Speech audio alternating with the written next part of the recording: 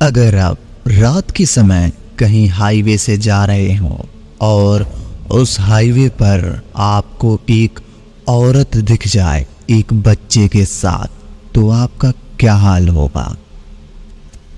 आज आपको एक ऐसी ही कहानी सुनाता हूँ। नमस्कार दोस्तों, राउंड अप हॉरर में आप सभी का स्वागत है। मैं लेकर आया हूँ एक ऐसी कहानी जिसे सुनकर आपके रोंगटे खड़े हो जाएंगे।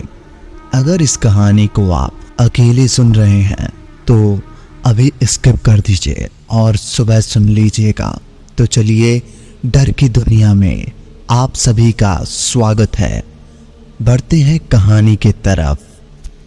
तो अब तक हमने सुना कि कैसे आकाश, पूनम और उसकी बेटी अंशिका तीनों हाईवे से छुट्टियों के लिए 10 दिन कहीं जा रहे थे। वहां पर उन्हें रास्ते में बहुत जोरों की भूख लगती है। वह एक हाईवे पर एक ढाबे पर रोकते हैं, लेकिन वो ढाबा कुछ ज्यादा ही अजीब था। वह आकर किनारे बैठ जाता है।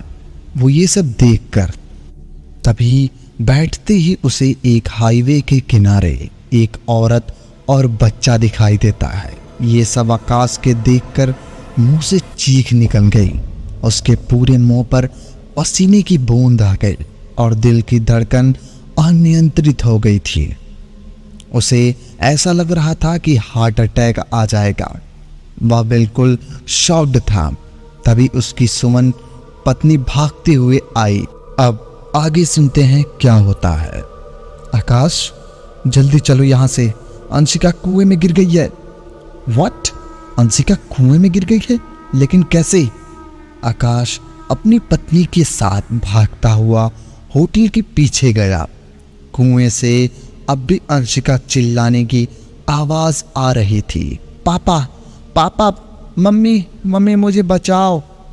आकाश ने कुएं में झांक कर देखा तो अंशिका बेचारी बाहर आने से हाथ पैर मार रही थी, लेकिन वो चाह कर भी यह नहीं कर पा रही थी।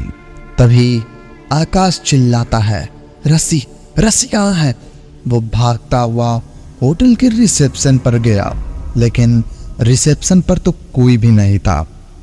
तभी उसको नजर होटल के बाहर चारपाई पर बैठी अपनी बेटी और पत्नी पर गई। ये दोनों यहाँ है, तो वहां होटल के पीछे कौन था? तभी उसकी बेटी ने हाथ हिलाकर उसे बुलाया। पापा, यहाँ आओ ना, वहां क्या कर रहे हो? ये सब देखकर आकाश का सिर चकरा गया और वो बेहोश होकर गिर गया। जब उसे होश आया तो न सुमन उसके पास थी और न ही अंशिका। और तो और उसे अपने आसपास मरे हुए जानवरों की बदबू आ रही थी। ये कैसी बदबू है? वो बदबू उसके बर्दाश्त नहीं हो रही थी, इसीलिए उसे उल्टियां आने लगी। उसने किसी तरह से खुद को संभाला और सुमन और अंशिका को ढूंढने लगा। सुमन, सुमन, अंशिका। तभी उसने देखा कि एक बार फिर सुमन उसके पास भागती हुई आ रही है, रोते हुए। आकाश, आकाश, आकाश, यहाँ से चलो, निकलो, जितनी जल्दी हो सके यहाँ से चलो। हम लोग बुरी तरह से यहाँ फंस गए हैं। ये लोग जल्लाद हैं। यहाँ पर इंसानों का मांस पकाया जाता है। इंसानों का मांस? ये तुम क्या कह रही हो? उसे अपनी पत्नी की बातों पर विश्वास नहीं हो रहा था। चलो तुम इधर आओ मेरे साथ। सुमन आकाश को लाइन होटल के किचन के लेकर जाती है। वहां पर वैसे भी बदबू फैली हुई थी। चारों तरफ खून ही खून दिखाई दे रहा था। दीवार पर खून के छींटे साफ साफ दिख रहे थे और वो खून के छींटों में कुछ सूख चुके थे तो कुछ अभी भी ताजे थे। सुमन ने फ्रिज खोलकर दिखाया था। आकाश को उनमें इंसानों के कटे हुए हाथ पैर दिखाई दे रहे थे। वो दोनों बहुत घबरा गए थे। तभी आकाश चिल्लाते हुए सुमन को कहता है, सुमन, अंशिका कहाँ है? बताओ कहाँ है अंशिका?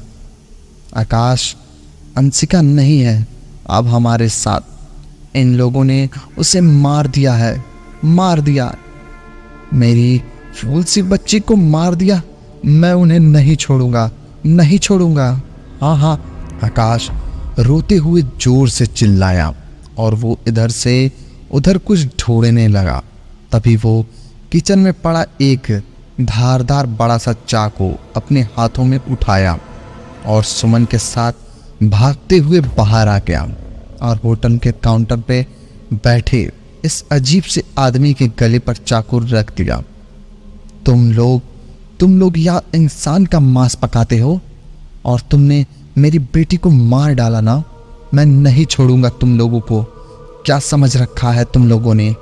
आकाश ने होटल के मालिक पर ताबड़तोड़ चाकू से हमला करना शुरू कर दिया और वो तब तक उसको मारता रहा जब तक वो मर नहीं गया। उसके मरने के बाद फिर उसकी नज़र सड़क पर गई। उसे फिर से वही औरत गोद में बच्ची को लिए हुए खड़ी दिखाई दी। वो औरत अब भी उसी तरह घूर रही थी। सुमन, ये देखो, वही औरत है जो मुझे बार बार दिखाई दे रही है।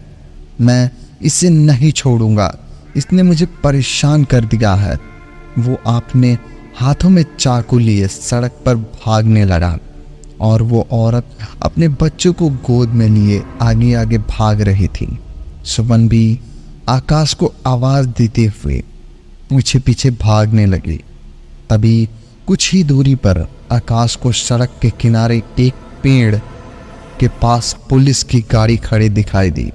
वो भागता हुए उसके पास गया और अपनी बात बताई और अपनी आप बीती उसने सुनने लगा, लेकिन पुलिस वाले ने तो कोई बात नहीं सुन रही थी।